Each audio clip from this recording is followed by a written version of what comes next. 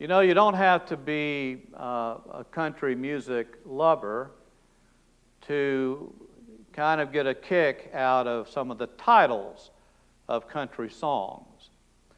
And I had somebody that sent to me some country songs, the titles of some country songs, and I just wanted to share them with you because I found them to be a little bit hilarious.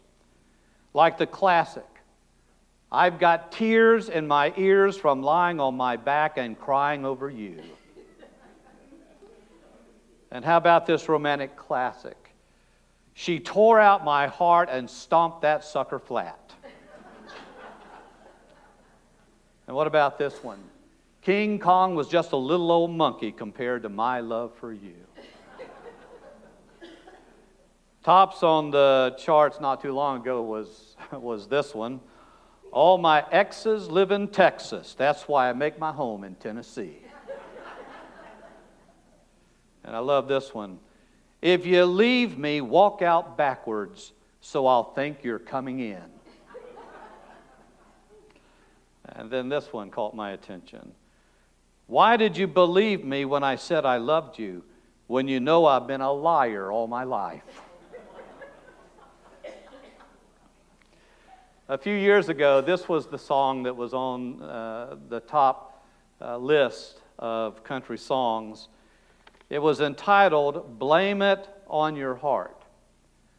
But that wasn't the full title of this song. That's just what they published in the newspaper.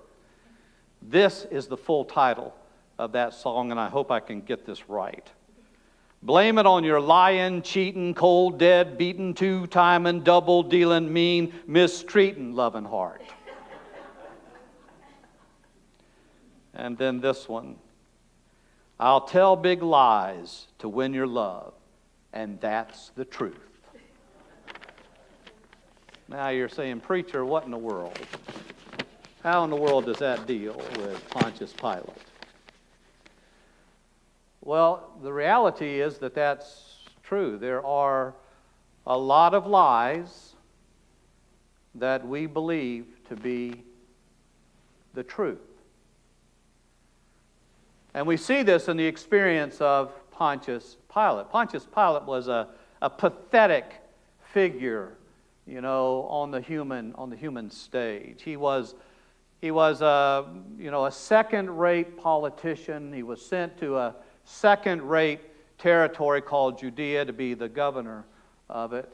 And that was not an assignment that you saw. That was an assignment that you just went to do. And yet, he was there in Judea at one of the most important moments in history. And he didn't come off looking so well. The religious leaders have brought Jesus to Pilate. They want to put him on trial for sedition. He claimed to be a king, they said. They wanted Jesus to be executed, to be crucified. Now we know that the night before that they had taken Jesus captive and they had placed him on trial in a kangaroo court, and they had found him guilty of blasphemy, which in their religious law was punishable by death, by stoning. But because they were a captive nation, all of those rights and privileges of their religion were taken away from them. They did not have the right of capital punishment. And so they had to trump up a charge against Jesus so that Pilate and the Roman government would execute him. And so they trumped up this charge of sedition. He claimed to be a king, they said. But no matter what you may think of Pilate, Pilate was no dummy. He knew that whatever decision that he makes here, that not everybody is going to be happy with it. And so he makes the decision to cross-examine Jesus himself so that he might possibly find some way out of this dilemma. But this cross-examination doesn't go so well. You know, if you've watched enough Law and Order, or if you've ever had a chance to talk to an attorney, especially a prosecutor, There are certain ways that you ask questions in order to get the answers that you are looking for. And Pilate just didn't know how to do that. And besides that, Jesus, a lot of the times when we would ask a question, Jesus would respond with a question of his own, which frustrated Pilate. He asked 4 questions. And these questions were really self-incriminating for Jesus if he were to answer them. He said, "Are you the king of the Jews?" And he asked him, "What have you done?" And then he said, "So you are a king." And then facetiously he asked, "What is truth?" All of those questions were leading questions. They were self-incriminating questions that he asked of Jesus. So what's going on here? Well, what's going on here is what I like to call Pilate error. And Pilate error is simply this. Pilate claimed that he was looking for the truth. But he was so invested in the lies that he believed to be true that he could not see the truth when it was standing right there before him. "So, you are a king," he said.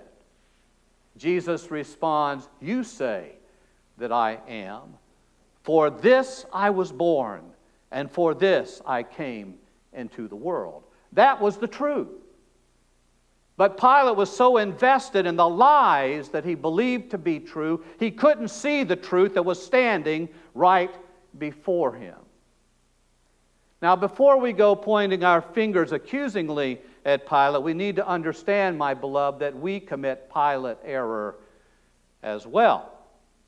It was not Jesus who was on trial, but it was Pilate who was on trial that day. And in a sense, you and I are on trial for the lies that we believe to be the truth, and thus we miss the truth when it is presented to us.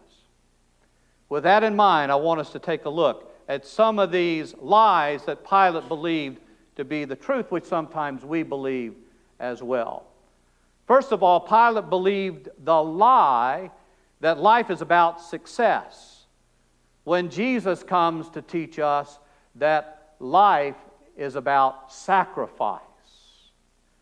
You know, everything that Pilate did in his life was all about winning success.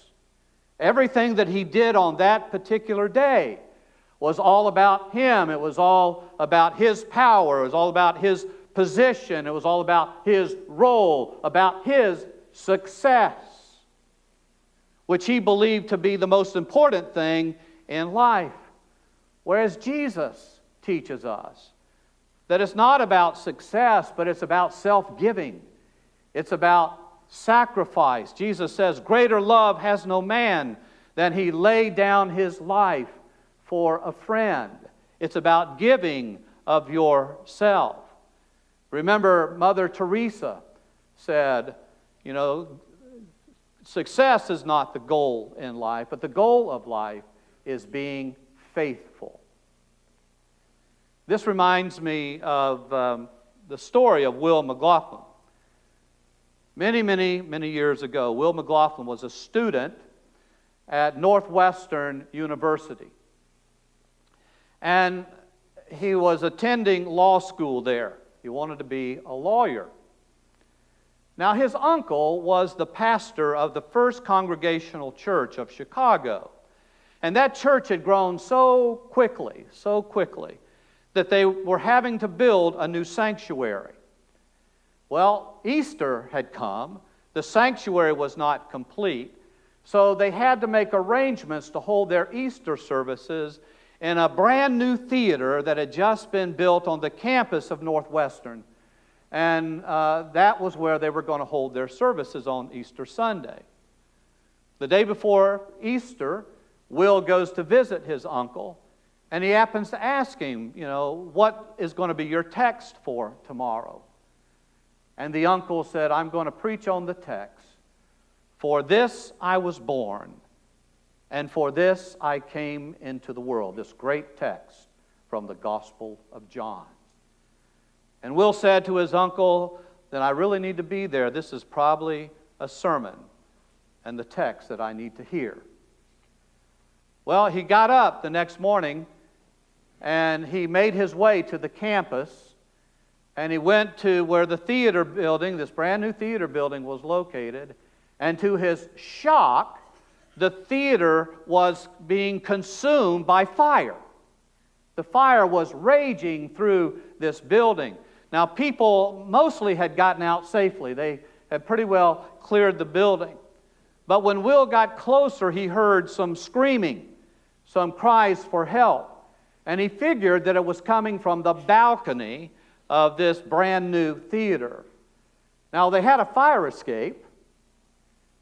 They had the platform for the fire escape, a door to get out to the fire escape, but they had not connected the stairs to the fire escape, so there was no way for the people to get out of this burning building. So without any thought of his own personal safety, Will McLaughlin went running, charging into that building. And somehow, miraculously, he made his way to the balcony. And there he found this large plank, really large plank that the construction people had left there. And he went out to the platform where the fire escape was located, and he was able to take that platform and bridge it across the alley into a window of the law building, which was right next door. And he enabled these people then to carefully make their way across the alley over this plank into the law building. And he waited till every single person had gotten to safety. But by the time it was his turn, he was the last one in the building to get out. The plank was already on fire from the fire that was shooting up from below.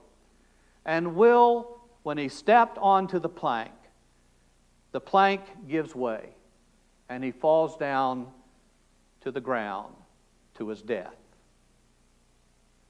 His uncle runs to him immediately, and before he died, Will spoke these words: "I guess the sermon was for me today. For this I was born, and for this I came into the world." And with that, he died. Greater love hath no man than to lay down his life for a friend. You see, my beloved, life is not about success. It's not about accumulate, to have. It's about giving. It's about self-sacrifice. It's about sharing of yourself to enlighten and brighten and lift the lives of other people. Don't commit Pilate error. Life is not about success. The truth is that life is about sacrifice. Pilate also believed the lie that he was sort of the center of the world. But Jesus came to bring the truth that God is the center of all things. You know, my father, more than anything, wanted me to be a singer. My father had a wonderful tenor voice, and he was a paid soloist and section leader in a number of churches when he was growing up and when he went off to college at the University of Richmond. And he so wanted one of his children to sing. And I was the one that was chosen. And I have a sort of a bass, baritone voice. My voice was much lower back then. And so he would give me voice lessons, and he would bring in all these crazy art songs that nobody ever heard of. Nobody ever sang, I don't believe, except my dad. Like the one, the big brown bear. I chanced across a big brown bear, a gruff old bear was he. He danced content within his lair. I looked at him, he looked at me, and all he said was, "Wolf." Oh my, oh me, and all he said was, "Wolf."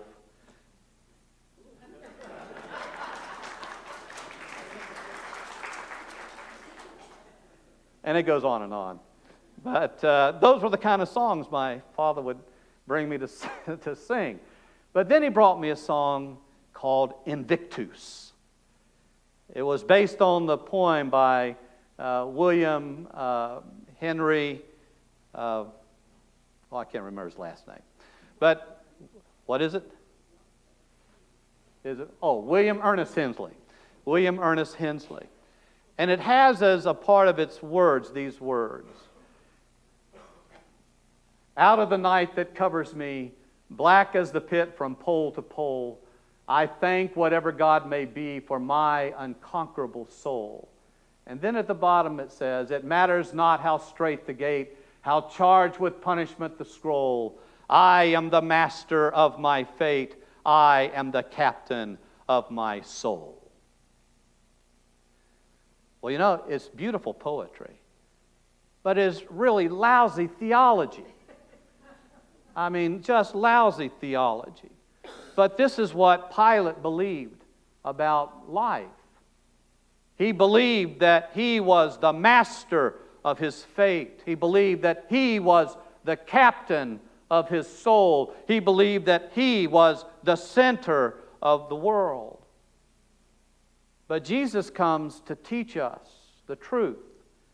And the truth is that God is the master of our fate. That God is the captain of our soul. And we need to have God at the center of our life. But let me tell you something. It is really hard to put another power at the center of your life and sort of surrender to that power. It's a really difficult thing for us to do. Queen Victoria, just before the end of her reign, went to hear a sermon. And this sermon was about the second coming of Christ. And she was so impressed with it that she asked the preacher to come and meet with her in the royal box there at the church. And when he came, this is what she says. "Oh, Dr. Ferrer, how I wish that the Savior would return while I was still alive, for I should like nothing better than to lay the crown of England at His feet."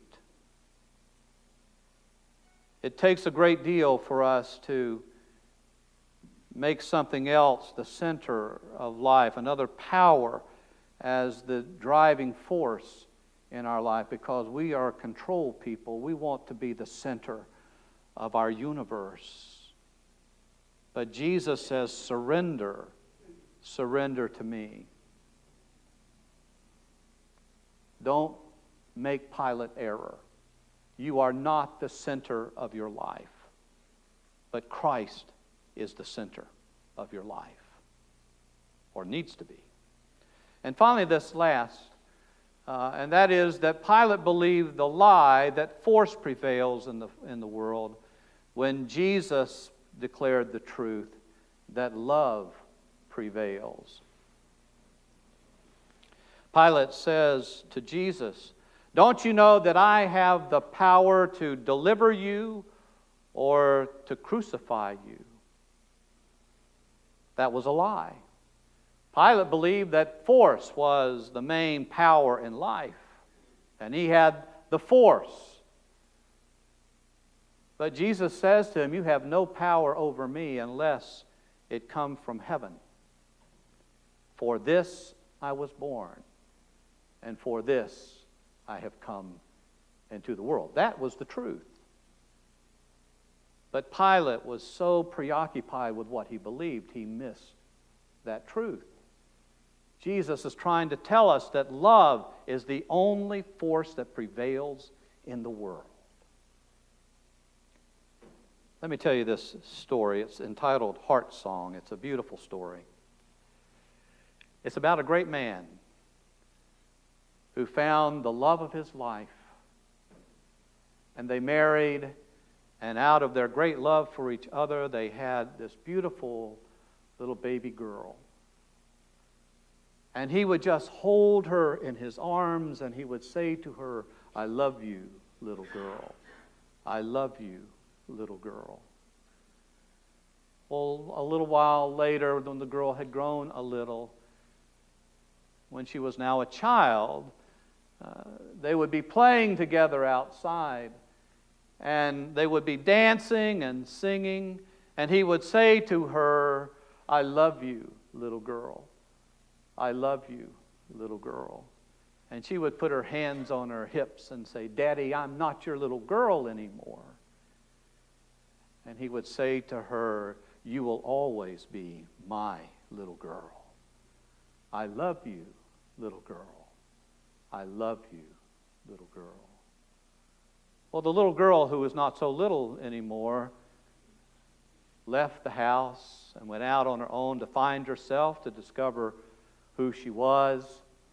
And in the process of making that discovery, she discovered some things about her dad. She discovered his wonderful strengths, especially this magnificent capacity to love. And wherever she was, he would find her and call her on the phone, and he would start the conversation by saying, "I love you, little girl. I love you, little girl." Well, after a while, the little girl, who was not a little girl anymore, got a message from home that her father had suffered a stroke. He could not speak. He could not move. And what was worse, they were afraid that he might not even understand what was being said to him. And she began to think back about all of the things that they had done, and all the times that they had shared, and the singing and the dancing, and all the times he said, "I love you, little girl. I love you, little girl." Well, the little girl, who was not a little girl anymore, went home. And when she walks in the room, her father sees her, recognizes her, tries to speak, but he can't speak. And so the little girl, who was not a little girl anymore, got into the bed with him, next to him, and she put her arm around his useless shoulder, and she began to cry. The tears were coming down her cheek.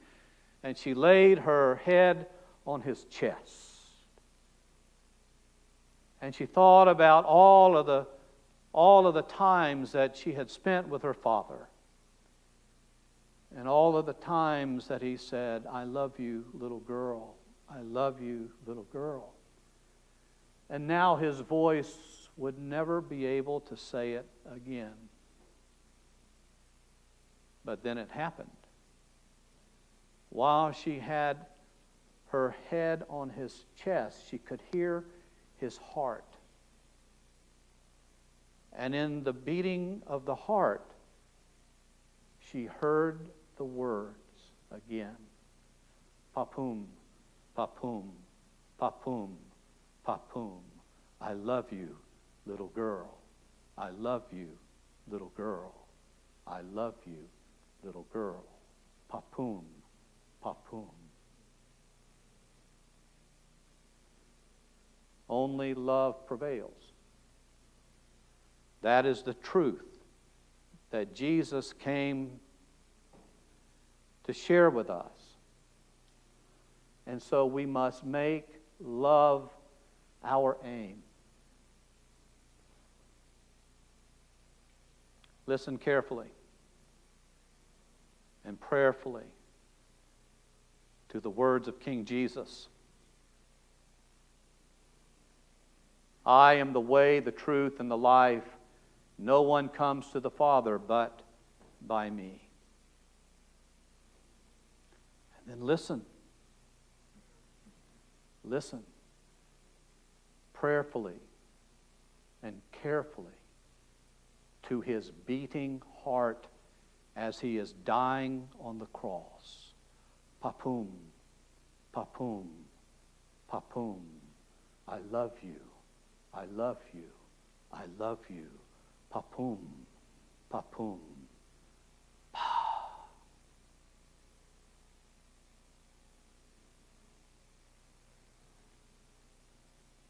Solo Deo Gloria, to God alone be the glory. Amen, amen. And amen.